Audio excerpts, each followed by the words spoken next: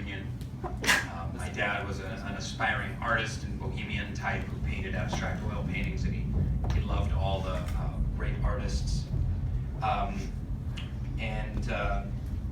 They were trying to decide my name, apparently, and my mom wanted to name me Thucydides. Thucydides, the Greek historian. So I'll read a little bit about that. So apparently my mom fought for months to name me Thucydides. Yes, that Thucydides. You know, the ancient Greek historian, author of the international bestseller, The History of the Peloponnesian War. I truly don't know what she could have been thinking. Was there any thought or follow-through to that idea? Rainn is bad enough. What parent in their right mind would want to name their child after someone ancient, Greek, and unpronounceable?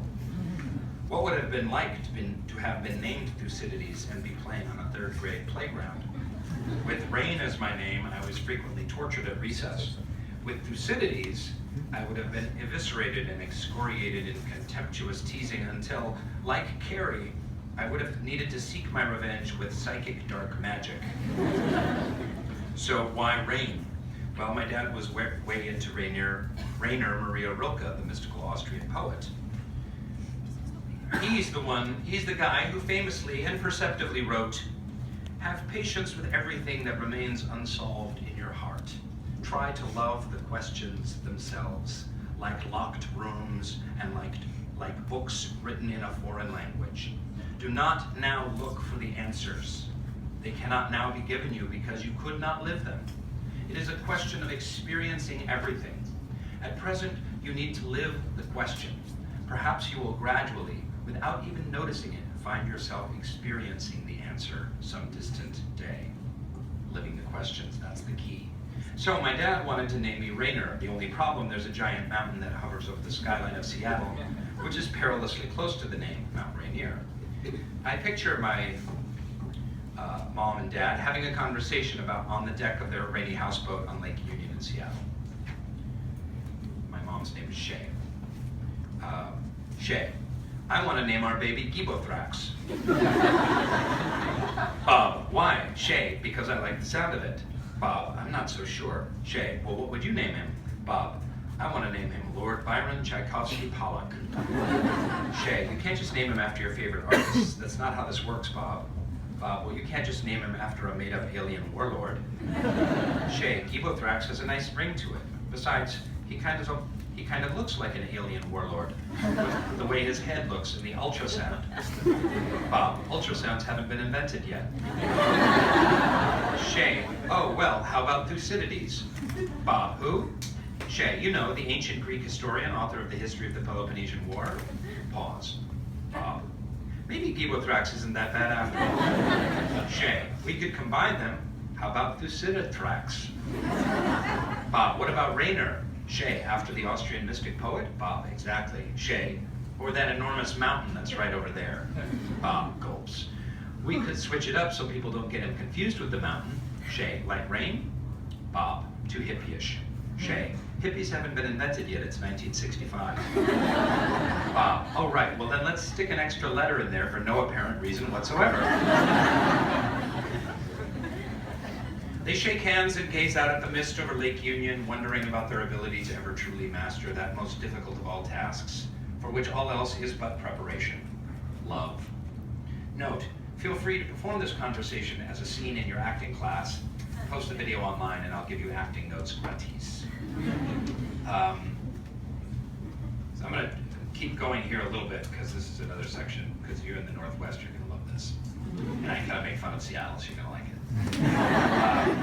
So Rainn was decided upon by my proto-hippie, nerd-do-well parents, and they continued with their mid-60s lives in the rainy seaport of Seattle. The city of Seattle was a mossy, shambly town with a dubious history. It was created in the late 1800s by Chief Sealth, who invented salmon and wisdom. White men settled there because they loved coffee and kayaking and wanted a place to wear their new jerkins of flannel. The world's first indie group was a jug band called Pearl Jamboree that refused representation and would only play late nights at a waterfront bar called Cobain's Pub. Chief Sealth was noted as saying, "I saw them before they sold out and made all those lame gramophone recordings of 1882. Now everybody likes them. Rolls eyes, puffs on enormous pipe." None of that is remotely true, but it would be a way cooler history than the boring lumber and pioneer-filled one we were all taught in 7th grade Washington State history class. We Seattleites always wanted to be the city where it eventually ended up. Excuse me. We Seattleites always wanted the city to be where it eventually ended up, which is not such a good thing in retrospect. Be careful what you wish for.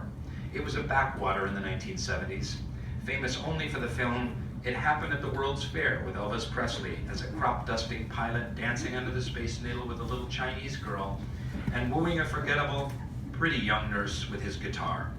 As a city, we couldn't get any respect back then, even with the 1979 World Championship Supersonics. See, when I read that in Seattle last night, that got cheers. Here, it's just like, and I told them, you can't cheer for something that's dead.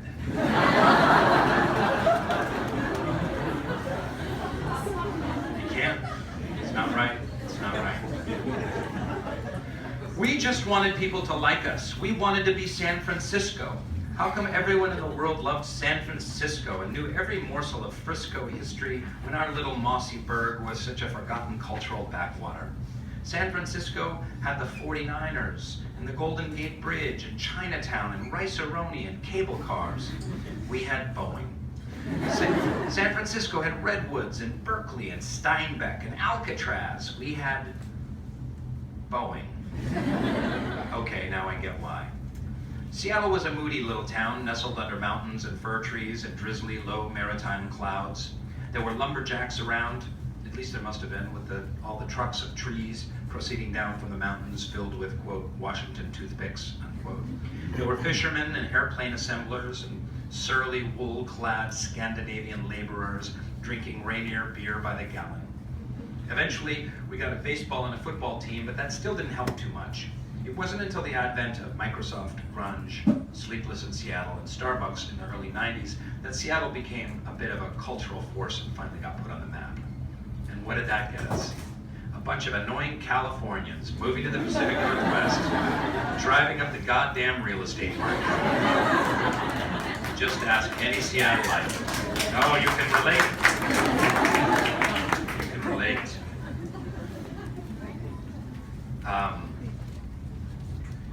Yeah.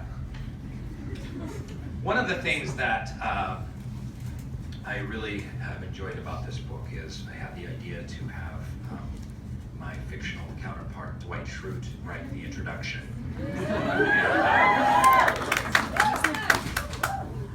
And that was very funny to me to have. It was so meta to have the character I'm playing, having read my book, writing about the book written by the actor who played him, which was interesting. But the thing that really tickled my funny bone about it the most was the fact that Dwight hates the book. And he just thinks it's the worst piece of shit. Just a waste of words and space, and who is this idiot actor from Hollywood with a weird name who belongs to a weird sounding religion, writing about his life when he's in his 40s. Barely in my 40s. So that's fun. What else do we want to do here? Oh. I don't want to take you through my whole life here. I don't even know how do you do this. I'm not a real writer. I'm an imposter. But who saw Nigella Lawson today? Anyone? Show of hands. No one? Oh, two of you over there? What did she do? Did she read recipes? What did she do? She said don't take any pictures because it's distracting. She said don't take pictures because it's distracting? Yeah. Oh, don't take pictures. It's really distracting.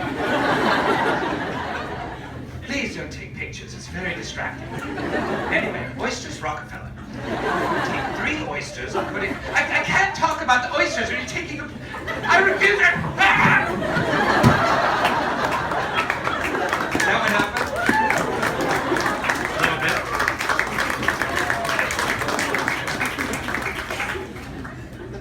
Give me a mirror! Give me a mirror! Quickly!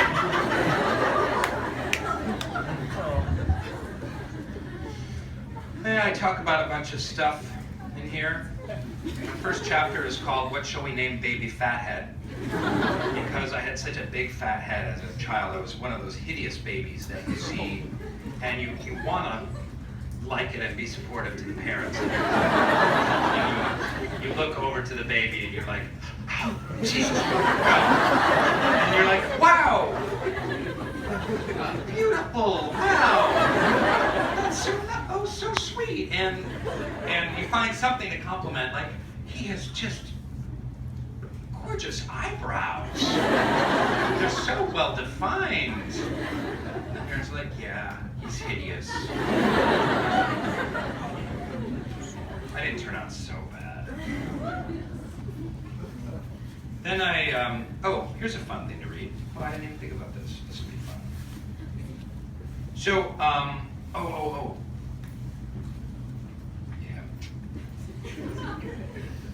Yeah, I'm gonna read two things here. Don't worry, then we'll have some questions. Then it'll be fun. Then it's a pizza party. Did they order the pizzas? Where are the pizzas? There's no pizzas? Ah! So we're gonna skip to when I was very nerdy for a while. A few little fun things about that. I ask you to savor the following sentence. For several years, off and on, I was a member of the following clubs at school: marching band, pep band, orchestra, debate club, computer club, chess club, Model United Nations, and pottery club. Note, the above list does not include my aforementioned role-playing gaming, Baha'i youth activities, medieval weapons sketching, kung fu movie obsession, or vast Columbia record and tape club cassette collection featuring Journey, Styx Asia, and REO Speedwagon.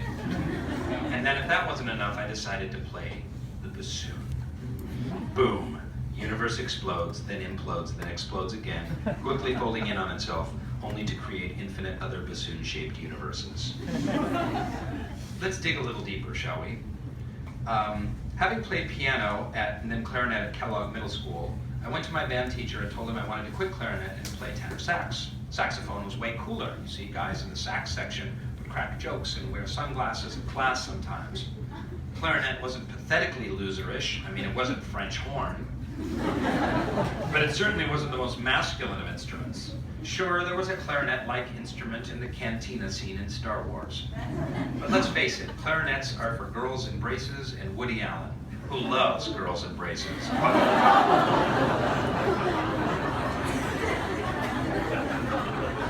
My band teacher, John Law, real name, really pulled a fast one on me. He said something to the effect of, well, you could play the sax, but we've got so many saxophones right now. Wait a minute. He paused for dramatic effect and lowered his voice conspiratorially. You know what's really cool and unique? And I was all like, what?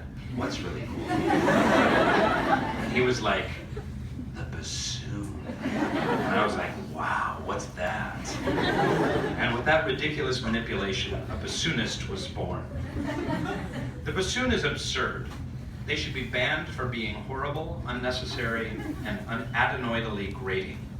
It takes like an hour to assemble one.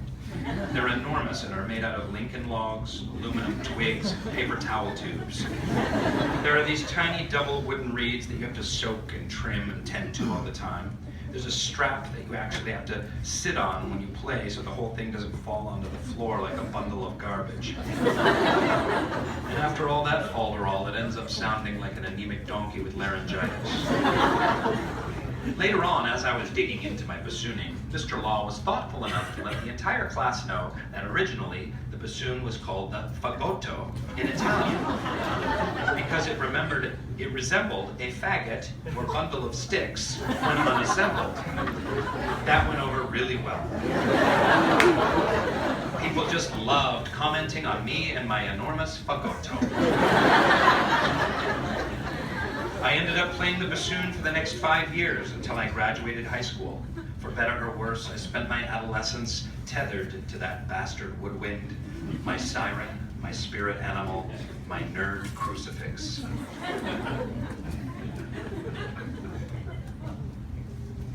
Oh, here's a funny part. I'm not reading from the end of this so much. All the funny stuff's in the beginning. The rest of it sucks. You should just read the first half. Rip out the second half. Send it to Nigella Lawson.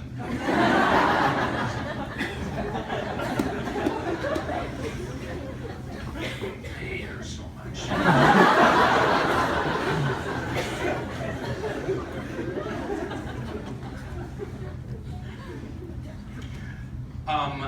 Part of my nerd adventure was that I went to chess tournaments, and I played competitive chess for 2 years, only 2 years, and I was not very good. I was okay.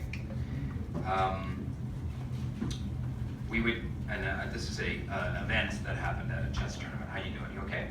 You bored alright? We texted, yo, for reals. What would Nigella Lawson do? I'm just making my friends jealous. Oh, good. Okay, keep going. So here's a little event that happened at a chess tournament. Can you hear me back there? Yes!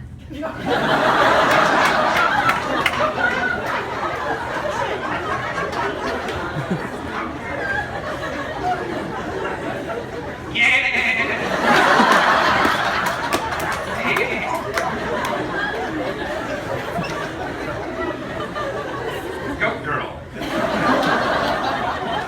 So here's a section. This is pretty funny. Sometimes we would attend weekend-long chess tournaments. I played in several of these and got my ass handed to me by the chess farts of the greater Seattle area. At one of the competitions, I saw the most peculiar detail of nerddom that has ever been witnessed before or since by man or immortal. I dare anyone to top this. A guy with mold growing in his ear. In his ear. I can't remember what this chess spectator looked like, but I won't ever forget the yellow-orange fuzzy mold growing in his ear hole. It's seared into my adolescent memory banks more starkly than my Farrah Fawcett poster. Let's ponder the reality of this ear for a moment, shall we? Something was probably in his ear hole to begin with. A clump of debris or a speck of food or something. And then, realistically, for mold to begin growing, it would take at minimum a week, right? And then for it to fully bloom into a dull yellow flower the size of a sugar cube, another 2 or 3. Now, I'm no hygiene expert, but that means that this person had, at the minimum, not showered for 3 to 4 weeks. Probably he had not let water or a washcloth touch the interior of his ear hole for over a month. Now, let's take a moment to ponder what might have been growing on other areas of this person. His murky bits, the clammy, ripe nether regions. Picture the furry tendrils of fungal growth that must have been entwining his taint and scrotuscus. Close your eyes and imagine you smell the moist, spidery growths that might have been carpeting his armpits. I think of you often, ear mold guy at the chess competition. Where are you now? Engulfed in mold somewhere, like a carcass on the floor of the jungles of Borneo, being trod on by ants, swarmed by roaches.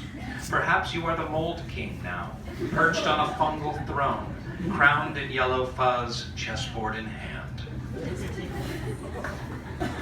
You can clap.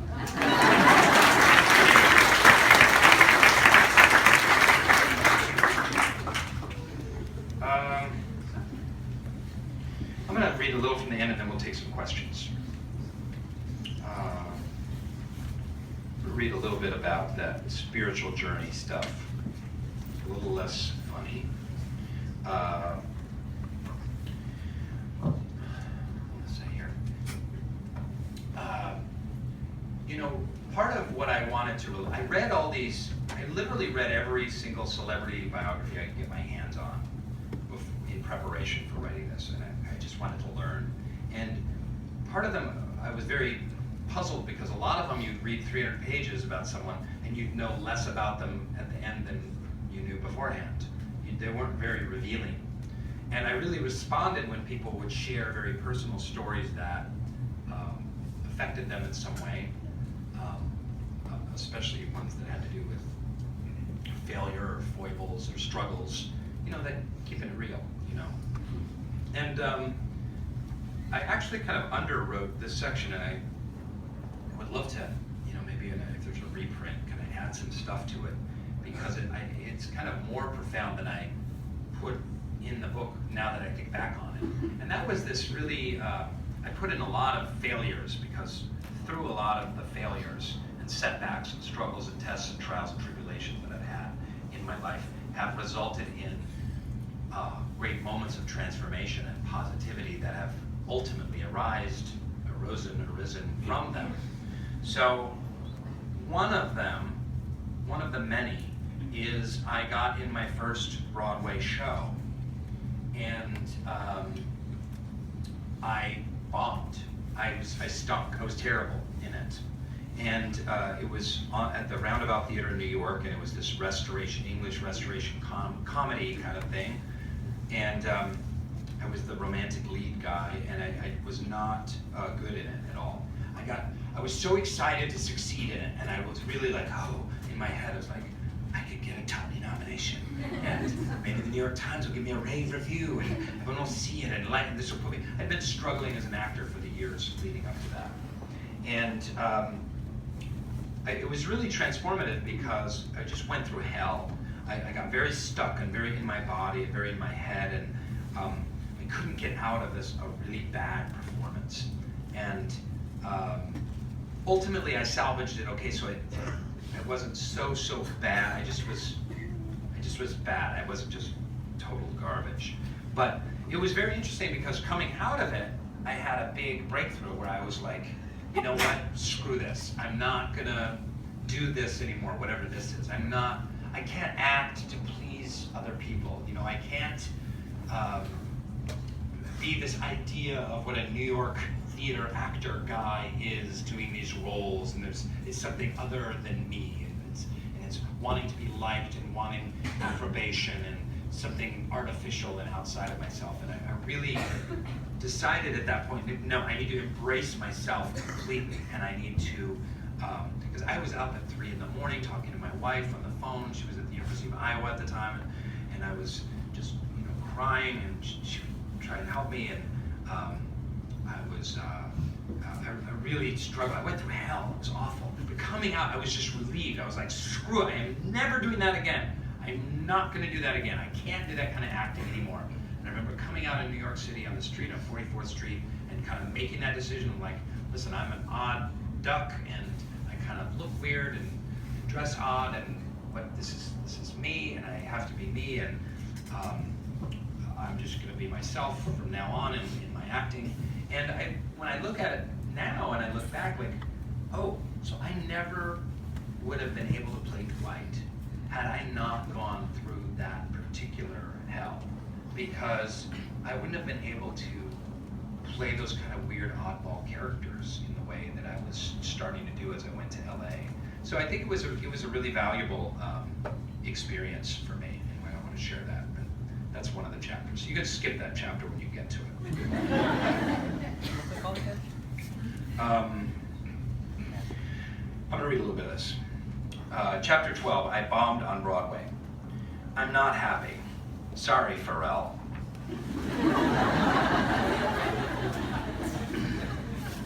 As people under 27 explain that to the Let's flash our story forward to 1996. I'm 30 and I have everything I've ever wanted. I've been living the so-called bohemian lifestyle that I always dreamed of. I have a beautiful bohemian woman to share my life with in our beautiful bohemian apartment. I have been working with some of the greatest bohemian directors in the theater, some really interesting and challenging bohemian productions. I eat bohemian dinners with a bohemian fork, hand-whittled and wrapped with a hemp rope.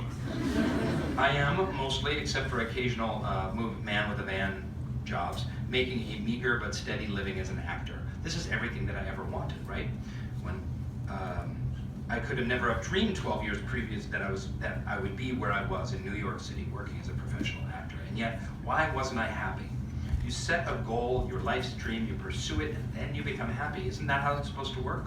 Well, there I was, not happy in Brooklyn, and I wasn't exactly sure why. I would wake up in the middle of the night, deeply, deeply sad, alienated, disconnected, disconsolate. Then I would kick myself. Why are you feeling this way? I mean, look at the amazing woman sleeping beside you, my wife, Holiday, whose mom is here, my mother-in-law. Father-in-law, brother-in-law. How you doing, guys? You want a book signed, you gotta get in the end of the line. Think of all the incredible theater you're doing everything you've ever wanted, including a kick-ass van. You have it. Your dream has come true and you're not happy, jerk face.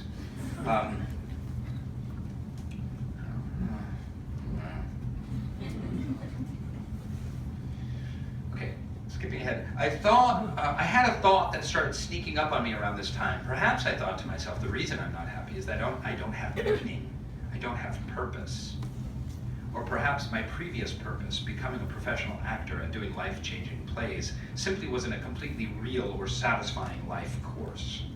You know, I had jettisoned the Baha'i faith of my youth and moved to New York City to live this bohemian life, and I took myself very seriously. We all did. We took ourselves very seriously, and I dyed my hair black, and I looked ridiculous because I forgot to dye my eyebrows, which were like ginger red, so I looked like a psycho killer who had written his credo on the walls of a cabin in his own feces.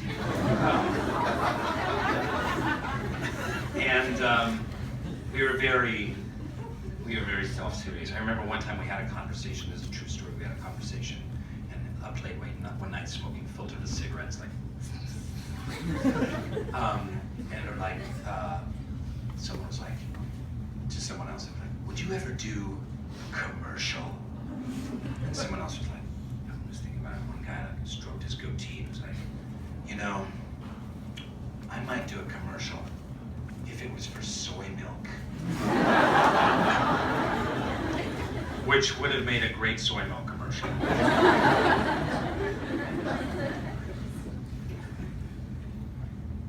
Perhaps maybe I had thrown the baby out with the bathwater when I jettisoned my faith. Maybe, just maybe, I should give more thought to this whole question of, oh boy, here we go, God. I related to that great Catholic monk, writer, and mystic of the highest order, Thomas Merton, who described himself as loving God and yet hating him, born to love him, living instead in fear and hopeless, self-contradictory hungers. Was I living in hopeless, self-contradictory hungers? Yikes. I started fitfully asking my friends about God. I greatly enjoy talking about topics that almost always clear the room, the dinner table or a party. Topics like God, death, fate, Palestine, and Charlie Sheen. This is always a tricky conversation. It's such a loaded word. To a person, my bohemian friends had the same response to the whole God conversation. When I asked them if they believed in God, they always said the same thing. They said, kind of. They would say, I don't believe in a judgmental old man on a cloud with a beard, but I kind of believe that there's something out there, some loving, creative power in the universe. I mean, I have a sense of something more out there. Kind of. This was the answer I got from just about everyone I spoke to. This didn't sit right with me. How could there be a God? I mean, you can't kind of be pregnant, can you?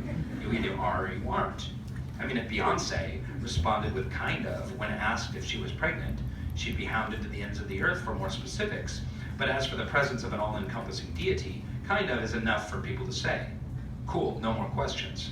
I mean, there either is an all-knowing, all-loving, all-powerful creative force behind this universe, and perhaps infinite other universes, or everything has always just been, and through an accident of random molecules, somehow we humans ended up with consciousness. Either way, either there is a meaning to the time we spend alive on this physical plane, or the only meaning in this universe of stuff and energy is the meaning we create for ourselves. We've either been created and have eternal souls that will exist after we slough off our meat suits, or everything in the universe is just random, beautiful matter bumping into itself, and somehow we accidentally evolved from sea paste to monkeys to humans, and there is no divine presence beyond us, and when we die, it's lights out, end of consciousness, end of story. Socrates, aka Plato, spoke of his lack of fear of death because it was either an eternal blissful sleep of nothingness or a glorious transition of his eternal soul to another state of being. To quote the great Thomas Merton again, a life is either all spiritual or not spiritual at all. Am I missing something? It's two choices. There's not really a kind of option.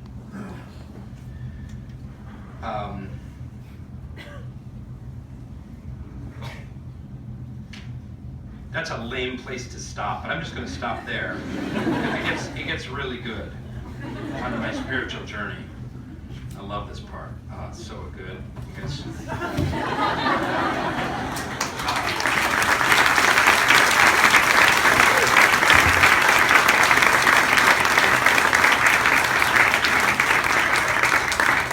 So we'll do a few questions, and then I'll sign a few books, and again, this is so great. You guys are here. Powells is legendary. I just love this store. I'm so excited to be here, and it's really cool. Yes. Hi. I was wondering if you could tell us what it was like filming the very last episode of The Office. Hi. I was wondering what it was like filming the very last episode of The Office. Yeah, that's a good question. It was really sad and very emotional, and yet everyone was really relieved. It was just the perfect storm of, like, we had done 200 episodes, and we were really, really ready to end, and at the same time, we really loved each other and loved doing the show and enjoyed all that time. So it just ended at the perfect time. No one was sick of doing it. It wasn't like, oh my God, I have to do this again.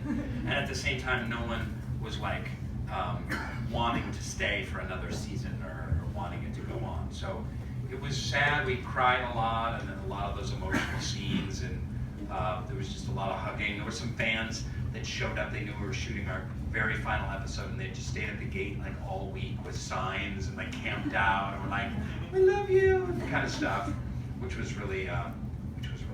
So, yeah. I work in a middle school, and we have a group of kids in a sci-fi fantasy reading club. And I told them I would bring back advice from one of the greatest nerds of all time. Advice for young nerds today. Advice for young nerds today to your fantasy and science fiction reading club at your middle school.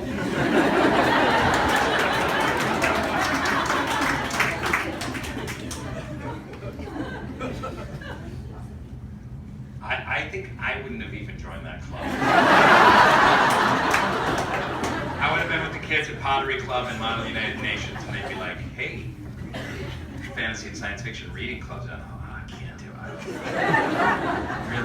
Really? Okay, you got me. They need to buy my dad's book from 1977.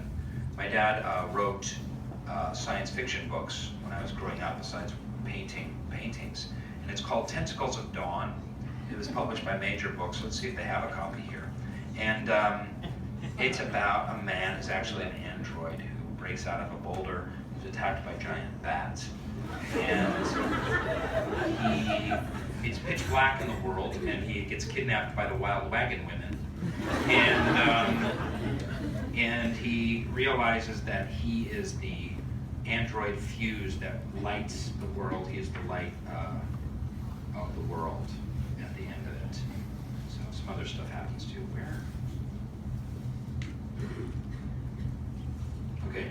My dad wrote a lot of science fiction books when I was growing up. Here's some of the titles. The Ghosts of E, The Curse of Ghitan Mu, The Chromium Kid, The Subways of Clarissa of Tomb, Arizona Hospital, and The Lords of After-Earth. To name a few. I have descriptions of all of them in here. So I think they need to start at Tentacles of Dawn and just see what happens. So, yes, in the middle there, yes. What is one thing that you and Dwight Schrute have in common? What is one thing that Dwight Schrute and I have in common? We can both be dicks sometimes. Yeah, anyone else? Yes.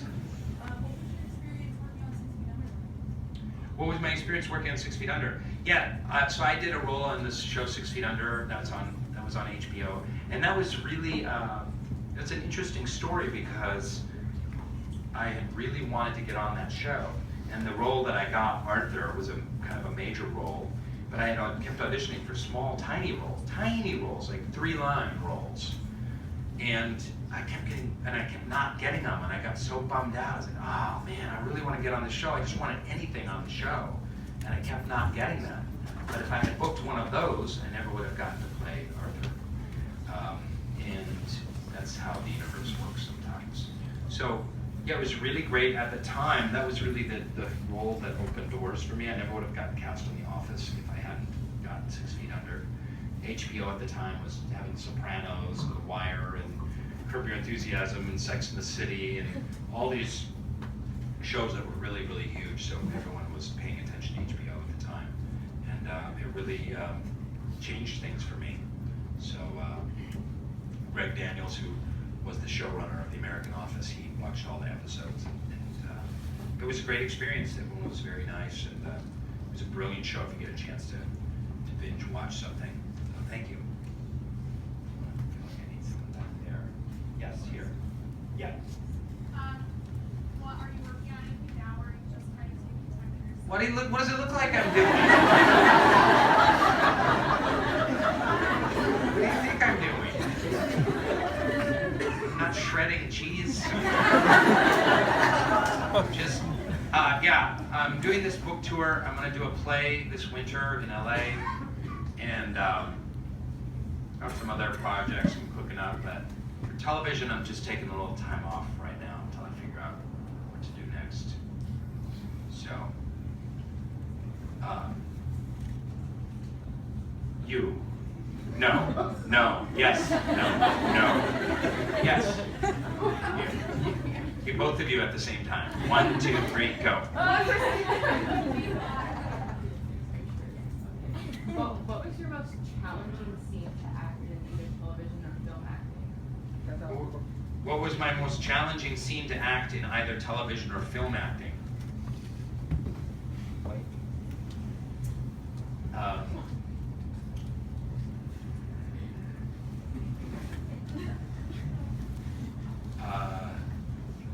Yeah, I think it was in Hesher. Is this independent film I did called Hesher? I often do these really great films that no one watches. But Hesher's a terrific film. It's with Joseph Gordon-Levitt and Natalie Portman, and it's very dark, and music score by Metallica. It's really awesome. And I played a grieving father whose wife had been killed, and he's addicted to pills. Very dramatic role, and it was I had to cry a lot basically. So it was rough, really cool. So yes, there. What was it like working with Jason Reitman, and would you ever work with him again? What was it like working with Jason Reitman? Would I ever work with him again? Yeah, Jason is great. We're good friends. We hang out, and I wrote a screenplay for him called Bonsai Shadow Hands, about an alcoholic former ninja living in the San Fernando Valley. And we're still trying to figure out what to do with it. It needs a little work, but we're not sure. But yeah, we like working together. He's a great guy. Maybe like 2 more questions, and then call it a night. And all right, green shirt. What? If in a house of 10,000 corpses, that was a great movie, right? You doing that? Yeah. If they would have done it different with, like Steve Carell, that'd have been funny, right? When you cut off your hand, throw it in your face. Right. That'd been funny, right? Would that have been funny? Yeah, that'd be great. If in House of 1,000 Corpses, Steve Carell had killed me, And then the bad guy, yeah. and then had been the bad guy, that would have been very funny. Yeah. Yes. Yes, purple. Are you in purple? Black. I can't see. What was your favorite episode of The Office film? What was my favorite episode of The Office? There's many that I really like. I think one of the ones I really love is called Money, and it's a 2-part one where Michael Scott is working at the phone calling center, and Dwight takes Jim and Pam to his new bed and breakfast, and they meet Mose for the first time, and there's a really beautiful scene in it where Dwight is he's heartbroken over Angela, and they're sitting in a stairwell, him and Jim is consoling him, and Dwight is just really upset and moved, and then Jim leaves unbeknownst to Dwight, and then Dwight reaches out, and Jim's not there. And Paul Lieberstein, who played Toby, actually came up with that one good idea.